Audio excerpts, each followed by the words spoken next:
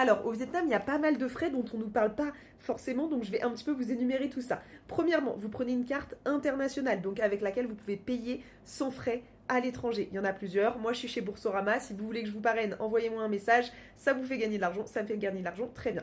Deuxième chose, une fois que vous avez votre carte qui n'a pas de frais, il y a quand même des frais dans les banques locales. C'est-à-dire que vous, votre banque internationale ne vous prend rien, mais quand vous retirez de l'argent, la banque chez qui vous retirez de l'argent prend des frais. Souvent, c'est 2, 3, 4%. Au Vietnam, 2, 3, 4%, ça fait pas beaucoup, vu qu'on est en dong vietnamien, c'est vraiment très faible par rapport à l'euro. Mais quand même, si on pouvait s'en passer, ce serait mieux. Il y a une banque qui le permet, c'est VMTM. Attendez, je cherche, je vous mets une photo, je vais la retrouver. Voilà, c'est celle-ci. C'est TP Bank. TP Bank. Faut se rappeler du violet. Vous cherchez la banque violette.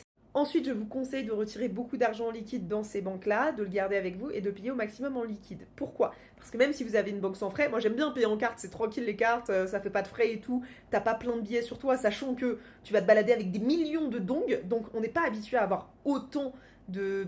pas autant d'argent puisque ça correspond à autant en euros, mais en tout cas, voilà, tu vas te balader avec des 2 millions, 3 millions, 4 millions, 5 millions sur toi et avec beaucoup de billets différents, donc on n'est pas habitué. Donc la carte c'est pratique, sauf que dans plein d'endroits, il y a des taxes.